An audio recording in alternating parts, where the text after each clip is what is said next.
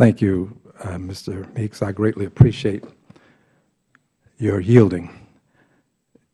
In the final analysis, dear friends, the greatness of a nation will not be measured by how we treat people in the sweets of life.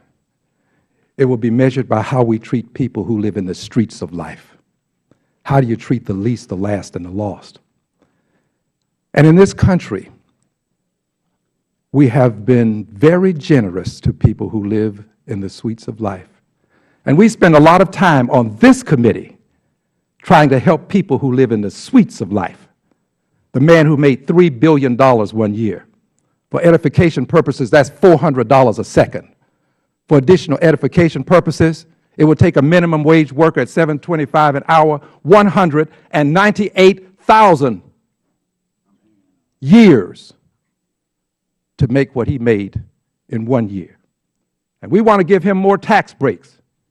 We want to make sure that he can make more money. And I support his having made the money.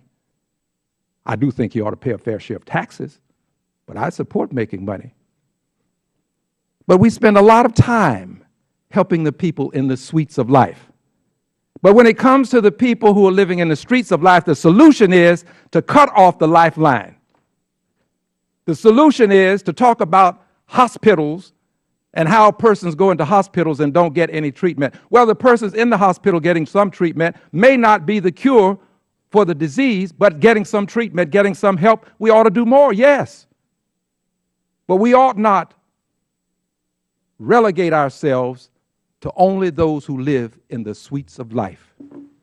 More people live in the streets than the sweets. Time of the gentleman has expired. Who seeks recognition?